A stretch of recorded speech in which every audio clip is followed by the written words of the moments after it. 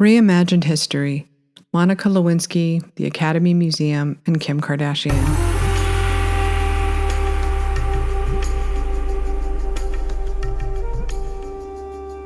Probably every society goes through revisionist history. Usually this happens gradually over time as stories become myths, which become legends. Truth or fiction, it doesn't really matter, does it? Even now, stories are being retold to serve various agendas.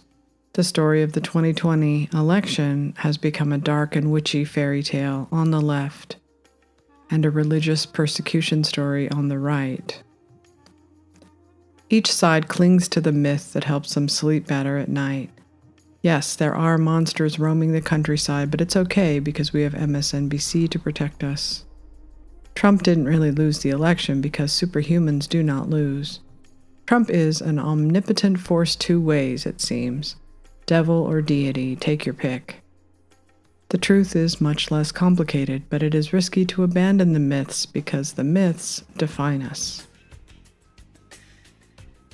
There probably isn't a single event that can't be told a different way or from a different perspective.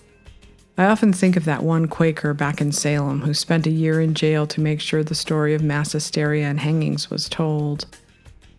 The horrors of Salem are so much bigger and so much more terrifying that the kitschy way Salem is remembered as witch hats and broomsticks is misleading.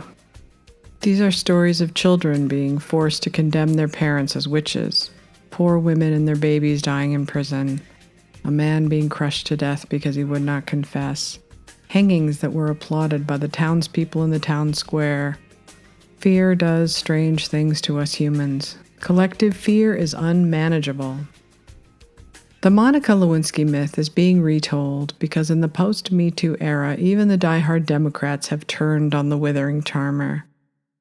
He isn't now an echo of JFK, whose romps with women were part of his legend at a time when men were applauded for their James Bond-like sexual allure. I remember being at a party in the 90s and making the joke about the Lewinsky scandal. When they were handing out blowjobs in the Oval Office, where was I? It wasn't much of a joke, but people did laugh. I suspect every single person at that dinner party now believes Clinton Me Too'd Monica or Monica Me Too'd Clinton. We women who lived through these eras remember full well what things were like. And even as far back as the 1970s when it was not uncommon for 12 and 13-year-olds to lose their virginity and brag about it. Molestation was everywhere, hidden from view or barely noticed or addressed. Adulthood was cool, childhood wasn't. Not until the 1990s. Then those of us who grew up in the careless 70s began to notice that it was all bad, hardly any of it good. No seatbelts, smoking at 10, smoking pot, watching porno, rated R movies. The parents who protected their kids tended to be conservatives who still went to church on Sundays. But kids on the left, we were raised like weeds. Some of us made it, some didn't. Then in the 90s, we all watched Oprah and went to therapy. Then we figured out that everything was bad. We vowed to raise our kids better. Monica was a kid of the 70s too, who grew up in the 90s to think it was cool to chase a married guy with seismic charisma. She famously flashed him her thong to show interest. And back then, wearing a thong was kind of risque. Not like now when everyone wears them. Poor Monica thought he was in love with her and that he would treat her well. She didn't realize that when she became a problem, she'd be tossed in the garbage. And trust me, as someone who knows all too well what it's like to get in the way of a man who is using you as a side piece, that doesn't feel good. To her credit, Monica doesn't entirely blame Predator Bill for the affair. But she does tell a big lie in the casting. Beanie Feldstein is no Monica Lewinsky. They wanted to look like Bill Clinton cornered a wallflower who wasn't used to male attention, and while that might have been how Monica saw herself, that isn't how the world saw her then or now. She was vivacious and pin-up-like in her beauty. Beanie Feldstein is pretty in a different way. There is no polite way to talk about the differences between the two women. It is a matter of taste, and the fact is Monica was his taste, and Beanie Feldstein would have been easier to resist. Although I suspect that if she flashed her thong at Bill, he would have gone for it. It isn't much of an insult to Beanie Feldstein as it is a distortion by Monica to edge ever so slightly to the person she wants the public to think she was rather than the bubble-headed girl she actually was. You see, the Me Too movement depends on one simple fact. Women are never to be held accountable, ever, for anything they do regarding sex. It is always the man's fault because men are predators and women are innocent. Always. To tell this story from the vantage point of now requires Monica be rewritten as Beanie Feldstein because that is the only way to see the power imbalance between the two. If they had cast someone more Monica-like, the show would have been accused of trying to blame the victim. They would say the show sexualized a child even though Monica was in her early 20s. It's gross what Bill Clinton did, what Hillary did, and how all of us defended them for so long. To me, the worst thing he did was move her out of the White House when she became a problem. That is sexual harassment because he's punishing her for their affair when in fact he was an equal participant. And the public back then did not care because being good was not the ultimate goal of the left like it is now. Goodness rules everything. Monica wants to be seen as good, and so this story helps her do that. Bill Clinton also wants to be seen as good, but there isn't much he can do about it now, except keep apologizing and hiding from the press. But still, Monica was punished more or less, and Bill Clinton wasn't. I guess punished might be too strong of a word after all. Monica relied on this story her entire life for both her work and her image.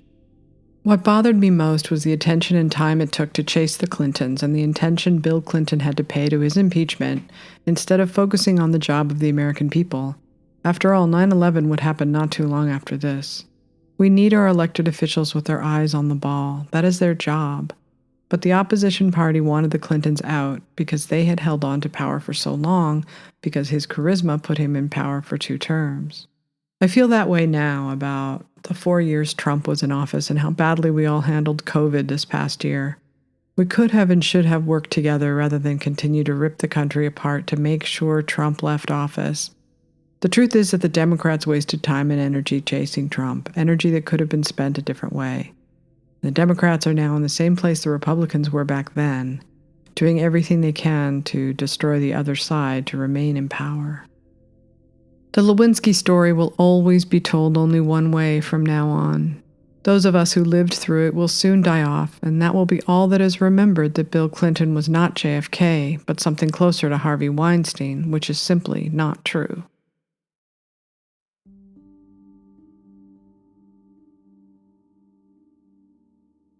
The Academy Museum is a beautiful lie.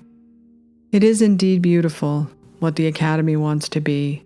They, like all of Hollywood, all of science, all of the medical industrial complex, heck, even Nike and the NFL, have decided that their very existence is exemplary of white supremacy. And that their history, their achievements, their glory, and everything the public loves about them is not a source of pride, but a source of shame. White shame. Or as we used to say in the 80s, white guilt. I didn't used to know what a self-hating Jew was back when I first heard the term. I was in my 20s and a Woody Allen fan. I would hear that phrase a lot back then, along with white guilt. Now I know what a self-hating Jew is. I know why they would be self-hating. I guess it's similar to being called an Uncle Tom. It's about moving beyond your station, which is defined by your ethnicity, to join the ranks of the WASPs. White Anglo-Saxon Protestants. Woody Allen was called a self-hating Jew because his movies were, for a time, about escaping his own history and his own heritage, remaking himself as someone of that privileged white elite on the Upper East Side.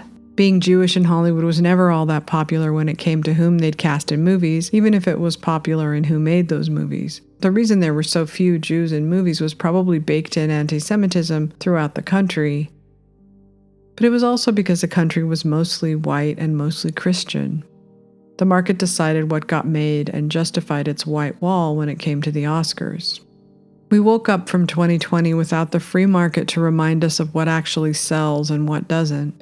2020 was like a massive shipwreck that sends all of the debris floating to the surface, with everything seen in one big picture to be judged.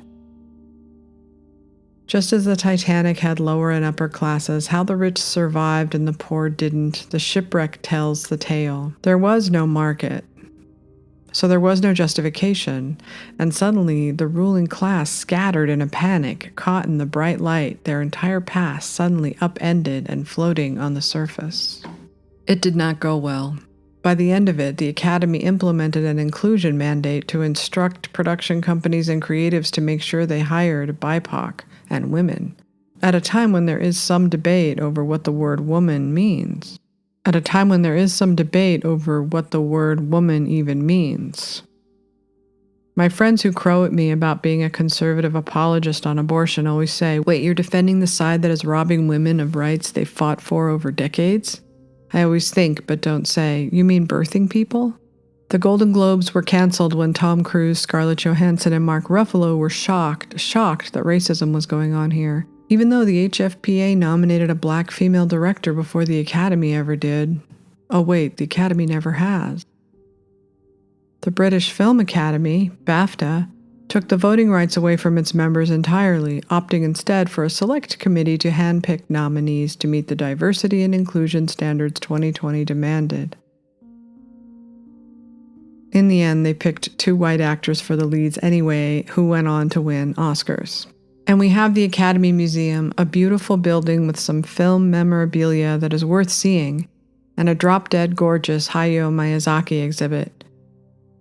But it is most definitely a somber reflection to ease the pain of so many good people in the Academy who do not want to be seen as dirty, rotten racists. That isn't really something any good liberal in this town would want to admit, but take it from someone who knows Oscar history inside and out, and has been covering it for 20 years. This is the Oscar Museum that would very much catch 2020 in a time capsule, but it is not Oscar history. Every part of it is like trying to head off any potential criticism that would become clickbait for major newspapers and Twitter. The lesson of 2020, don't become someone's sanctimonious, self-righteous think piece that goes viral. They definitely subverted 90% of their actual Oscar history, and cherry-picked what diversity they could find here and there to portray a reimagined version of the last 94 years. I know about the Academy's White Wall. I have been writing about it since 2001. I wrote about it so emphatically that I lost half my readership in 2011. For a long time, I was known as the only person covering the Oscars who wrote from the POV of diversity and inclusion. I remember when no one even used the word inclusion at all, and then suddenly just using diversity was wrong. I pushed for movies by black directors to be recognized and for black actors to be recognized. I did this every year because I thought it mattered. Walking through the museum, you'd never know what their history was or why activists fought so hard for inclusion in the first place. Sacheen Littlefeather is now a point of pride for the Academy, when it was a point of embarrassment way back when. To date, only one black female has won in lead, Halle Berry in 2001, but she is featured at the Academy Museum. They have devoted an entire room to Spike Lee, and walking through, you might think Do the Right Thing was nominated for Best Picture. It was not. He has won a single Oscar for writing Black Klansmen. You also might think that Citizen Kane, featured prominently at the museum, won Best Picture. It did not. How Green Was My Valley did, but it was nowhere to be seen. They have the gorgeous backdrop for North by Northwest hung on a wall. You might think Hitchcock won an Oscar for directing. He did not.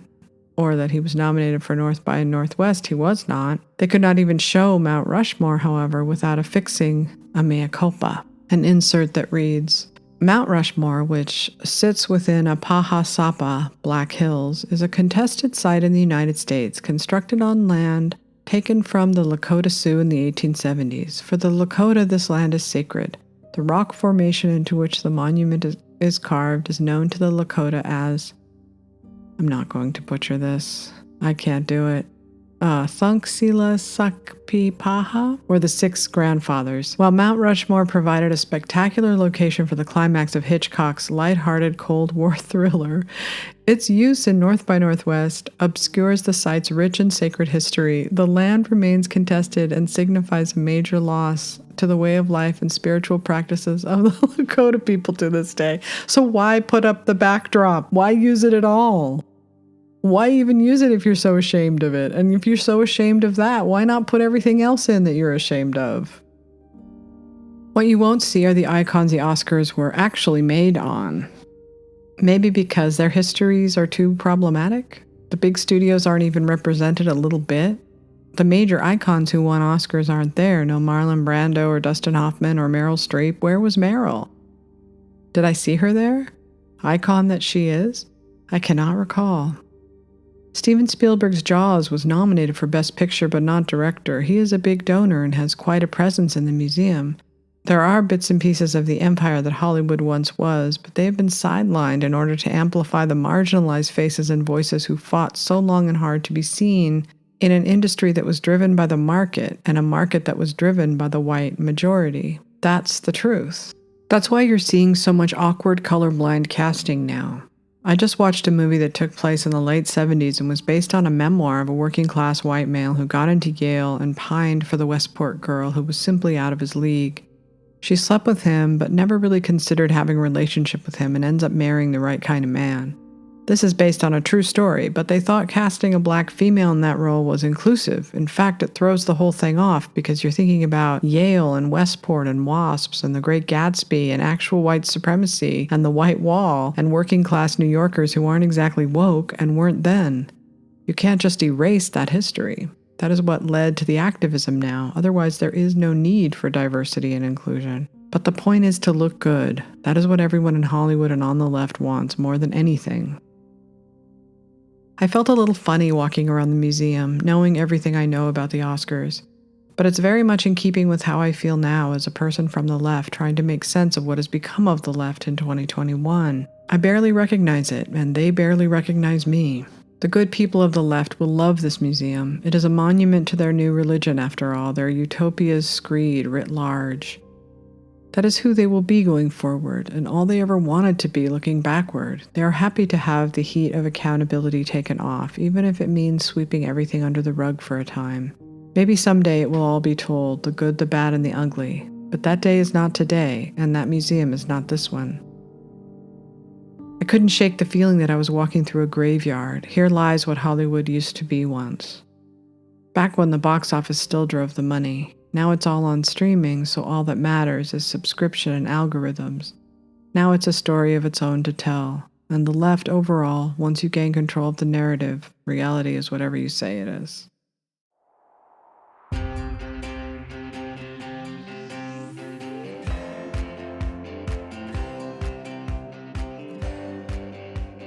Kim Kardashian is finally accepted. It was a long, hard road for Kim Kardashian, hated for so long by a culture that just didn't know she was what it wanted. She hung on. Her family has built an empire worthy of the Gilded Age and is maybe the best example of America in decline. How many billions do they make in a year? Kim is vegan now, as is her sister Kourtney, and Kylie Jenner has announced her entire product line will be going vegan. They display their massive wealth, their many cars, their huge mansions, their luxurious vacations, their revolving door of men, their next generation ready to carry on in their high-heeled footsteps. America's new aristocracy. Twitter and reality TV might have birthed Trump, but Instagram and reality TV birthed the Kardashians. There isn't any stopping any of them, especially since Kim is now part of the ruling class and an accepted member of the new woke elites, who have gamed the system in order to indulge in their excess, guilt-free. Just signal your virtue and you'll be fine.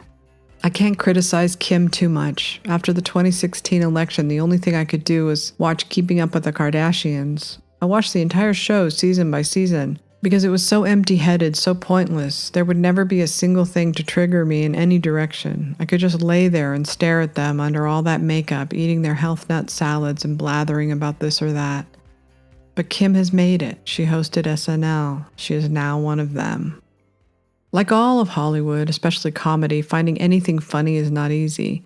They have been sadly sucked into the overly sensitive ideology of the new left, where offending anyone is off the table. It's a win-win to bring on Kim, a subject often mocked by the likes of SNL. Now they can scramble for ratings somehow, some way. Their ratings were way down for their premiere, so they are in desperate need of Gen Z love. Kim's appearance boosted SNL ratings from a 3.5 to 3.8. They saw a similar boost when Elon Musk hosted, according to Deadline. It's not hard to figure out why that might be. Hollywood overall is alienating people with its politics. Take out politics completely, or people whose identities are wrapped up in politics, and maybe you can start to bring around the rest of the country. It's a trade-off: success via the market or virtue without it.